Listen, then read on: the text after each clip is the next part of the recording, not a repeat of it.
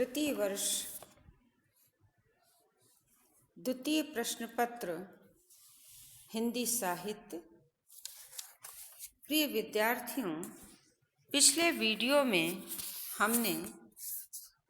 जगार कहानी की और कहानी के रचनाकार की कुछ बातें, कुछ चर्चा की थी। आज हम उसी जगार कहानी जो विपुल ज्वाला प्रसाद द्वारा रचित है, इस कहानी की कथा वस्तु की कुछ बातों की चर्चा करेंगे, या कह सकते हैं कि आज इस कहानी की कथा वस्तु की जो विशेषताएं हैं उन पर प्रकाश डालेंगे। जैसा कि आप लोग जानते हैं, जगार कहानी विपुल ज्वाला प्रसाद द्वारा रचित है। विपुल ज्वाला प्रसाद राजस्थान के अग्रणी कहानीकारों में गिने जाते हैं। इन्होंने कहानियों के अतिरिक्त निबंध, रिपोर्टाज, बाल गीत, नवगीत आदि विधाओं में भी रचनाएं की हैं और विभिन्न पत्र पत्रिकाओं में आपकी कहानियां प्रकाशित होती रही हैं, आपकी रचनाएं छपती रही हैं। जगार कहानी की जो कथा वस्तु है, अगर उसे हम बहुत संक्षेप में कहें तो कह सकते हैं कि जगार कहानी में राजेश नाम का व्यक्ति अपने बड़े भाई के बुलावे पर अपने पैतृक गांव आता है। जब वो गांव आता है तो उसके भाई और भाभी अपने ऊपर गांव का जो कहना चाहिए जो धन बल और जन बल से जो समर्थ व्यक्ति है जनई यादव, उसने किस प्रकार उनकी उस भूमि के टुकड़े पर कब्जा कर लिया है या हल जोत लिया है, ये अपनी वो विपदा सुनाते हैं। राजेश अपने भाई की असमर्थ स्थिति को सुनता है, दुखी होता है और वह गांव के एक समर्थ व्यक्ति या कहें लोकप्रिय व्यक्ति पातीराम के पास जाता है और बातों बातों में वह उनसे अपने भाई के ऊपर हुए अन्याय अत्याचार की बात कहता है। पातीराम बहुत अनमने ढंग से राजेश की बात का एक तरह से अनुसरण करते हैं, किंतु वह उसका साथ देंगे इस पर वो जरा भी उसे आश्वस्त नहीं करते। हमें इस कहानी की कथा वस्तु में प्रारंभ से ही सामाजिक चेतना और विसंगति दोनों भावनाएं या दोनों दृष्टियां एक साथ दिखाई देती हैं। सामाजिक चेतना के अंतर्गत हम कह सकते हैं कि अन्याय का विरोध करना, गरीब अमीर की जो खाई है या समर्थ असमर्थ के साथ लोग कैसा व्यवहार करते हैं, इन सभी चीज़ों का हमें संघर्ष दिखाई पड़ता है। जहाँ समर्थ व्यक्ति का अनुसरण या अनुगमन करने वाले या उनका पीछा करने वाले कई लोग हमें समाज या गांव में दिख जाते हैं, वहीं असमर्थ व्यक्ति का साथ देने वाला हमें दीपक लेकर ढूंढने पर भी नहीं मिलता है। विसंगतियाँ क्या हैं? विसंगतियाँ इस कहानी की यह है कि आदमी से अर्थात व्यक्ति अपने छोटे से लाभ के लिए किस तरह से न्याय का साथ नहीं देता, यह विचार या ये कहें ये विसंगति हमें कहानी में आदि से लेकर अंत तक देखने को मिलती है। दूसरा कि गरीब गरीब क्यों रहता है, असमर्थ असमर्थ आज भी हमारे समाज में क्यों है, इसका उदाहरण है राजेश के बड़े भाई। यद्यपि इस कहानी के उच्च उद्देश्य की प्राप्ति के लिए राजेश के द्वारा जो क्रांति का बीड़ा, जो परिवर्तन का बीड़ा उठाया जाता है, उसमें जब गांव के सारे लोग साथ हो जाते हैं तो उससे ये प्रकट होता है कि अन्यायी तभी तक अन्यायी रह सकता है जब तक कि उसके अन्याय का विरोध करने वाले एकजुट नहीं हो जाते। यदि सभी लोग एक साथ एकजुट होकर उस अन्याय का विरोध करते हैं तो वो अन्याय के अन्यायी के हाथ पैर फूल जाते हैं, या अन्यायी का अन्याय का जो उसका कदम होता है वह रुक जाता है। यहाँ पर मुझे सर्वेश्वर दयाल सक्सेना की एक पंक्ति या स्मरण में आ रही है, वह है कि अन्याय सहने वाले व्यक्ति से अधिक अन्याय व्यक्ति जब तन कर खड़ा हो जाता है तो अन्यायी स्वयं वहाँ से भाग जाता है। अब हम बात करते हैं कथा वस्तु की विशेषताओं की। यदि हम देखें तो इस कहानी की कथा वस्तु बहुत संक्षिप्त है और बहुत सुगठित है। संक्षिप्त में कहानी के प्रारंभ में परिचय में ही मैं बात आप लोगों को स्पष्ट कर चुकी हूँ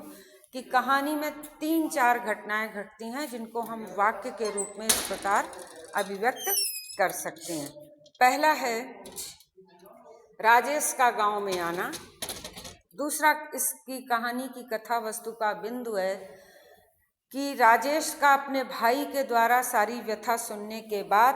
गांव के मौजिज व्यक्ति पातीराम के पास जाना, पातीराम का उस घटना के प्रति या राजेश की बात के प्रति उपेक्षापूर्ण व्यवहार करना या उस बात को अनसुना कर देना। तीसरी जो घटना आती है कि राजेश का सरकारी ऑफिस में अपने भाई की जो भूमि कब्जा कर ली गई है वो दिलवाने के लिए या भूमि की पैमाइश करने के लिए एप्लीकेशन देना, और तहसीलदार का भी नौकरशाह किस तरह से समर्थ व्यक्ति के साथ समर्थ व्यक्ति का ही साथ देते हैं, इसका भी बड़ा सुंदर या कहें बड़ा मार्मिक चित्रण कथाकार ने किया है। और करते हुए ये बात बतलाने का यहाँ पर स्पष्ट करने का प्रयास किया है कि हमारी नौकरशाही भी जो भू माफिया या जमीन पर जो अधिकार करने वाले व्यक्ति होते हैं उनका नौकरशाह पर भी बहुत अधिक नियंत्रण है। और कहानी का जो तीसरा बिंदु है इस कहानी की कथा वस्तु का कि अकेला राजेश अपने भाई भाभी के साथ उस जनई यादव के से अपनी भूमि छुड़ाने के लिए या उसके अन्याय का विरोध करने के लिए कहानी आगे चल देता है। पीछे पीछे उसके अन्याय के विरोध करने के क्रम में पूरा गांव उसका साथ देता है। तो इस तरह हम कह सकते हैं कि ये कहानी का प्रारंभ अत्यंत सरल और सामान्य रूप से हुआ है। कथानक के मध्य में पात्रों के वार्तालाप आदि से इसका बहुत समुचित विकास दिखलाया गया है, और कहानी का अंत सर्वाधिक प्रेरणास्पद और प्रभावशाली है, क्योंकि इस कहानी में जिस तरह से राजेश ने अकेले दम पर जनई यादव के अन्याय का विरोध किया है वो निश्चित रूप से सभी के लिए प्रेरणास्पद है। दूसरी जो इस कहानी की कथा वस्तु की विशेषता है वह है प्रासंगिक कथा वस्तु का विनियोग या निवेश।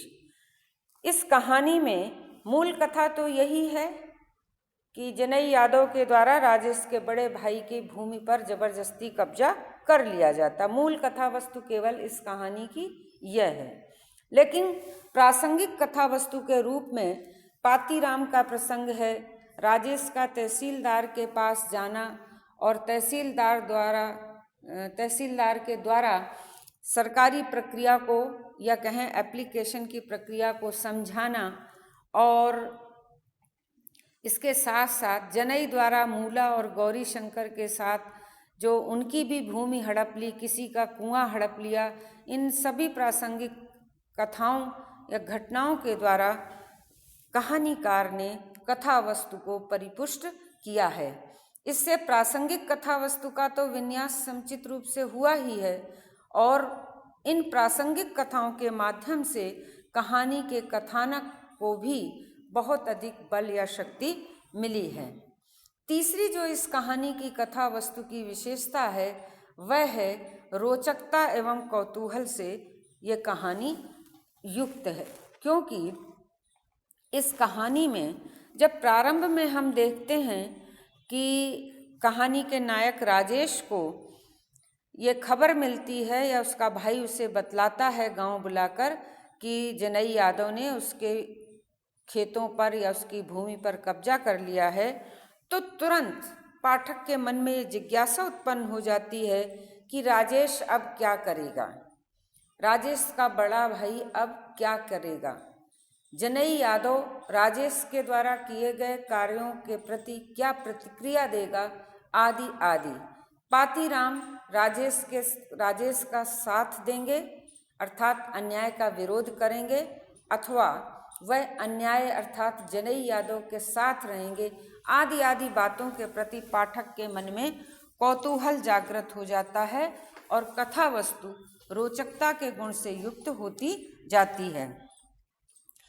इस तरह से कथानक के मध्य तक तो कौतूहल बना रहता है और पाठक सोचता है कि हो सकता है कि जनई यादव के धन बल और जन बल से राजेश को सफलता नहीं मिलेगी। लेकिन जब कहानी के अगले चरण में या कहें विकास के साथ साथ अंत की ओर बढ़ता है जब कथानक, तो किस तरह से राजेश के आगे आने से और पातीराम की ललकार से उसके लड़के तथा गांव का संपूर्ण ग्रामीण उस राजेश और पातीराम के लड़कों के साथ आ जाता है और वो इस घटना के चरम बिंदु पर कहानी का कथानक अत्यंत रोचक और कौतूहल से भर जाता है। इस कारण हम कह सकते हैं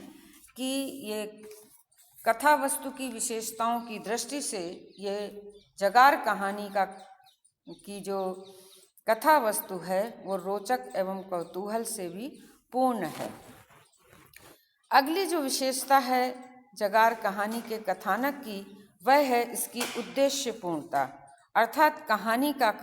कथानक उद्देश्यपूर्ण है। और उद्देश्यपूर्णता ये है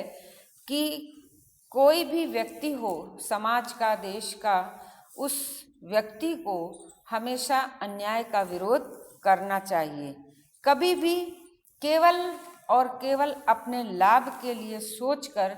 अन्याय का साथ नहीं देना चाहिए। अगर हर व्यक्ति ये सोच लेगा कि हम अन्याय का विरोध करेंगे, भ्रष्टाचार का विरोध करेंगे, अगर हमारे आसपास कुछ गलत घटना घट रही है या कोई क्रिया प्रतिक्रिया चल रही है, तो हमें उसके प्रति सजग और सतर्क भी रहना चाहिए और उसका विरोध भी करना चाहिए। यदि सभी लोग इस तरह की बात कर लें तो निश्चित रूप से हमारे समाज की जो विसंगतियां हैं वो एक ना एक दिन पूरी तरह से दूर हो जाएंगी। कथा वस्तु की अगली और अंतिम विशेषता के रूप में हम कह सकते हैं कि जगार कहानी की कथा वस्तु अत्यंत प्रभावी है। जगार, जैसा कि शीर्षक से ही अन्य वीडियो में मैंने यह स्पष्ट किया था कि इसका शीर्षक अत्यंत रोचक और प्रभावशाली है और उस शीर्षक के अनुरूप ही कहानीकार ने कहानी की कथा वस्तु की भी रचना की है, जो अत्यंत प्रभावी है। प्रभावी इस रूप में कि राजेश के द्वारा उठाए गए कदम से, राजेश के द्वारा फूंके गए जागरण के शंखनाद से पूरा का पूरा गांव अन्याय के विरुद्ध खड़ा हो जाता है और जहां एक अकेला राजेश लड़ने चला था, वहां पूरा का पूरा गांव जब एक साथ हो जाता है तो एक उंगली मुट्ठी में परिवर्तित हो जाती है। और ये कहानी संगठने शक्ति कल युगे वाली हमारी जो वैदिक जो सूक्ति है उसका वो पूरा पूरा समर्थन करती है या पूरा पूरा उसके रूप को, अर्थ को यहाँ पर प्रदर्शित करती है। तो इस रूप में इस कहानी की कथा वस्तु अत्यंत सार्थक बन पड़ी है, क्योंकि जिस उद्देश्य को लेकर कहानीकार ने इस कहानी की रचना की थी वह रचना अपनी सार्थकता को सिद्ध करती है कि राजेश जनई यादव के द्वारा की गई अपनी भूमि के कब्जे से अपनी भूमि को